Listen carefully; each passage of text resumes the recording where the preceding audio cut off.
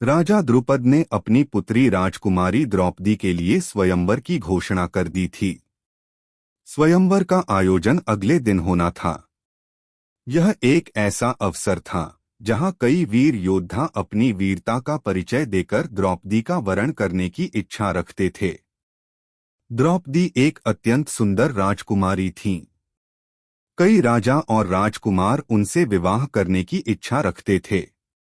वे दूर दूर के राज्यों से केवल द्रौपदी की एक झलक पाने आए थे, क्योंकि बहुत से जानते थे कि वे प्रतियोगिता जीतने में सक्षम नहीं थे। दुर्योधन, दुःशासन, अन्य कौरव और कर्ण भी इस प्रतियोगिता में भाग लेने आए थे। अर्जुन के मन में भी द्रौपदी से विवाह करने की इच्छा थी।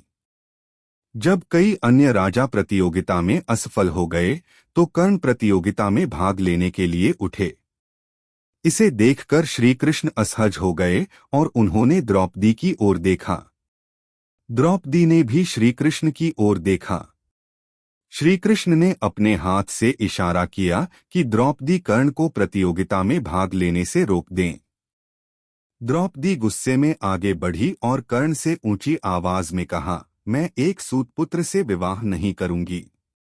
तुम्हें इसमें भाग लेने का अधिकार नहीं है। इस अपमान पर कर्ण क्रोध में भर गए। उन्होंने विरोध किया कि यह एक खुली प्रतियोगिता है और एक राजा के रूप में वे इसमें भाग लेने के योग्य हैं।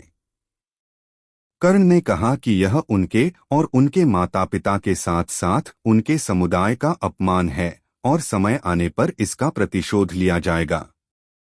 यह घटना विवादास्पद है और हम इस पर मौन रहते हैं। मेरे विचार में कुछ बिंदुओं पर चर्चा करनी चाहिए ताकि स्पष्टता प्राप्त हो और हम चीजों को जैसे हैं वैसे स्वीकार कर सकें। पहला, जब यह एक प्रतियोगिता थी और कोई योग्य हो तो क्या खेल के दौरान नए नियम लागू करना सही है?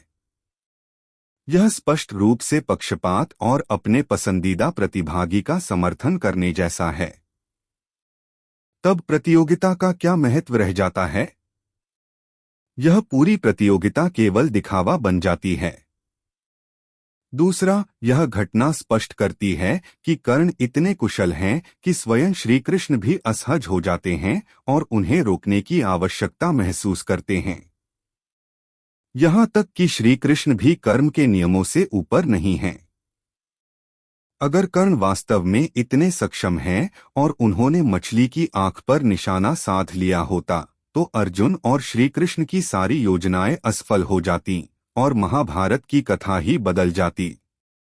यह घटना निर्णायक रूप से साबित करती है कि कर्ण अर्जुन से अधिक कुशल धनुर्धर थे।